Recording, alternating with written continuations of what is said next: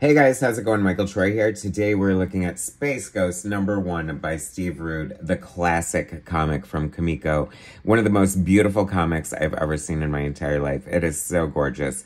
Cannot wait to share it with you. Subscribe to my channel if you haven't already. Hit that like button and let's get right into it. So Comico, the comic book company, one of the first best indie comic companies and most short-lived, about 5 years, that launched Elementals, Mage, Grendel, so many books that I grew up reading and loving, and they were just on fire. When they came out with the Space Ghost one-shot, I'm sure I was already familiar with the cartoon and a fan, but if I wasn't, this immediately drew me in. It is so gorgeous. This would be like a prestige format book. It's about 48 pages. It is completely beautiful, adapted straight from the cartoon. I'm not adapted, but inspired, flavored by the cartoon.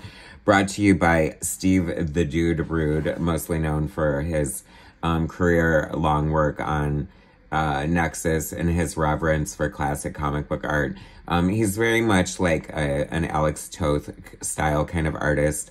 I feel like he owes a lot to Alex Toth and was influenced by Alex Toth. There's a very famous story about him sending work to Alex Toth and Alex Toth like sending him back this really scathing like critique of his art, which is kind of comical in a lot of ways because it's so biting and awful and the art is just like really beautiful at the same time. So Steve does not mention Alex Toth in his little forward here.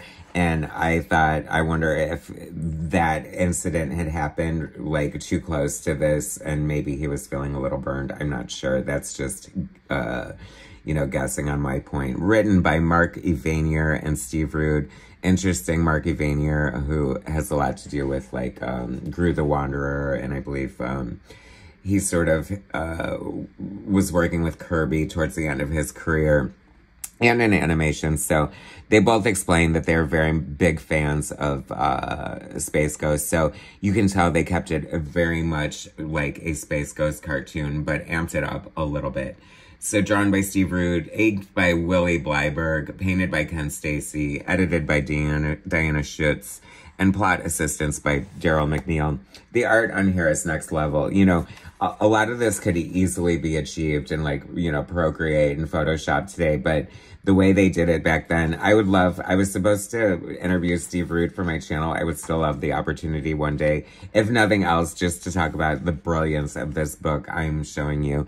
They don't mention the letterer, which kind of bumped me out, so I'm wondering if that was Steve himself, but I feel like I doubt it since he didn't ink it himself, but I'm not sure. I would love to find that out as well. But the way it is done, it looks very much like straight out of the cartoon.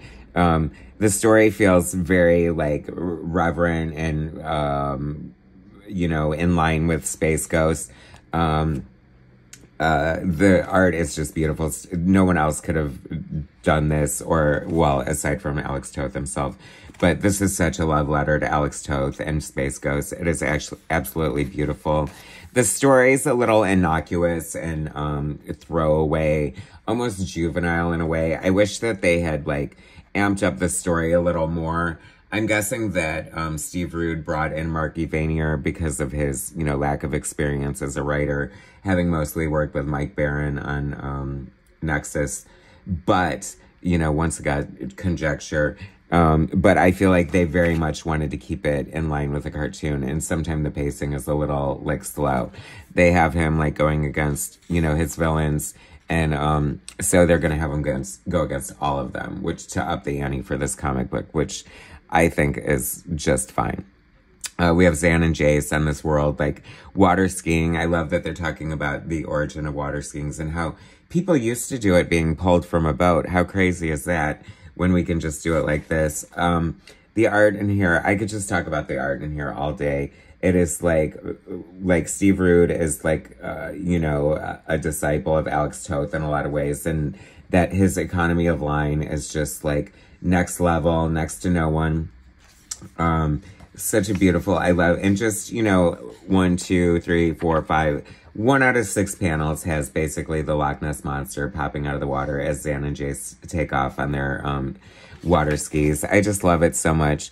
The Space Ghost is so cool. I love the character, the vibe of the character. He just seems like chill. You know, he was like created in the 60s, and I don't know, he kind of has that vibe. He has a lot of like 60s Batman influence. You know, obviously he owes a lot to Batman. His costume is so great, such a design. We'll get to see some concept sketches in the back, so there's a reason to stick around to the end of the video, boys and girls. But what a great design, right? And I love Zan and Jace too. I just love it. It's almost like Star Trek mixed with Batman, mixed with like everything great.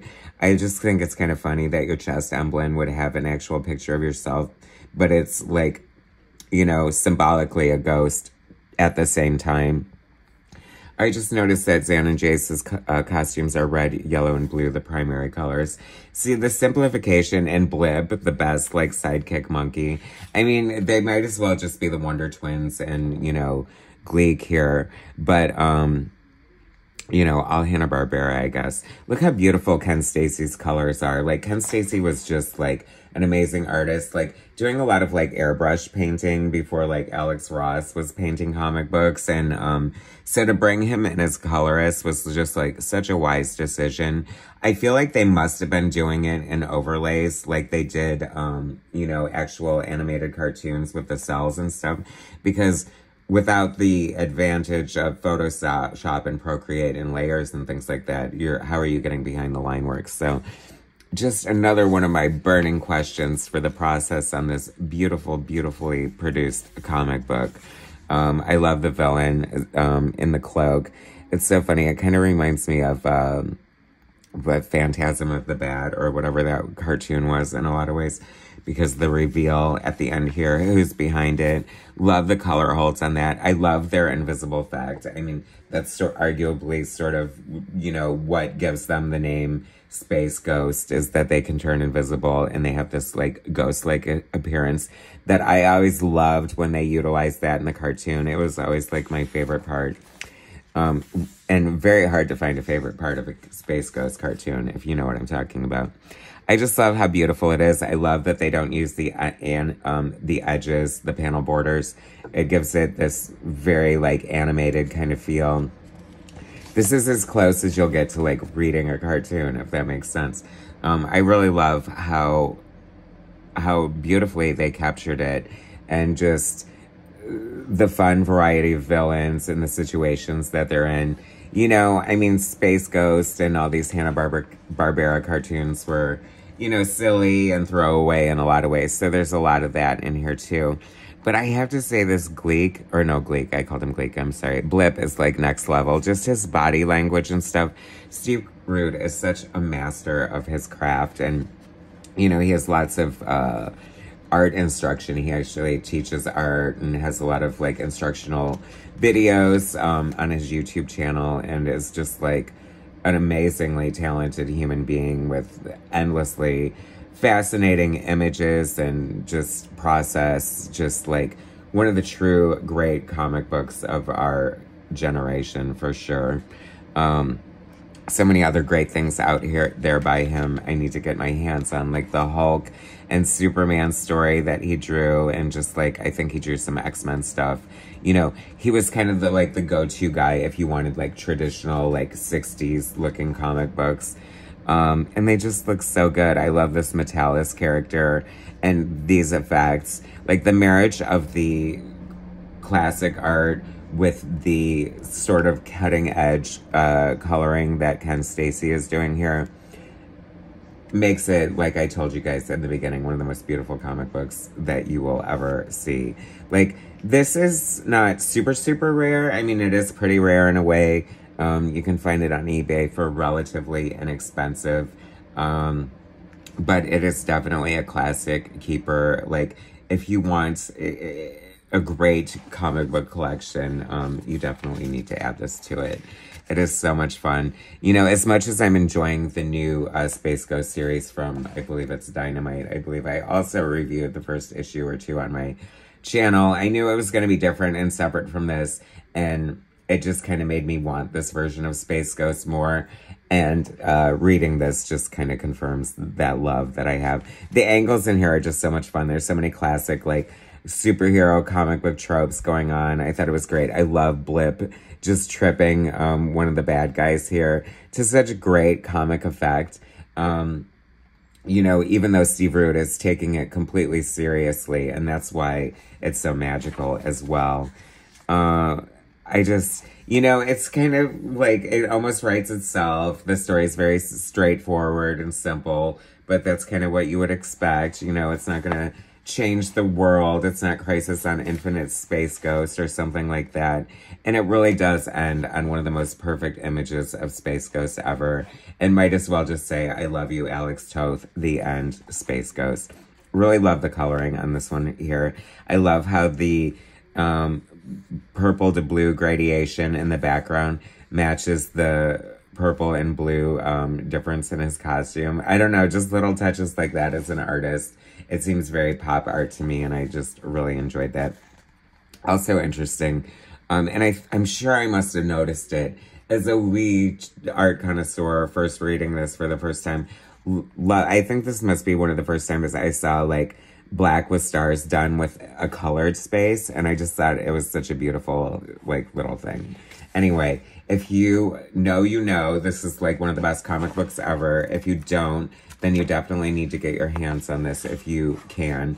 And there's an afterword by Mark Avanier explaining the origins of Space Ghost, a little bit of model sheet action from Alex Toth and from sketches from Steve the Dude Roots sketchbook. So this is an amazing book. Look at all these blips. Is that not fun? Voice actor Gary Owens being the voice of Space Ghost. I love how deliciously dated this picture is. He easily could be like from the Brady Bunch or something. I love everything about the fashion, the hair, the pants, the tie. It's so good. Even the parquet, like, laminate on the floor. Sign of the times, sign of the times, sign of the times. And once again, no mention of the letterer. Could it have been Steve? Anyone know? Feel free to sound off in the comments. Thanks for watching, guys. Subscribe to my channel if you haven't already. Hit that like button, and I will bring you more soon.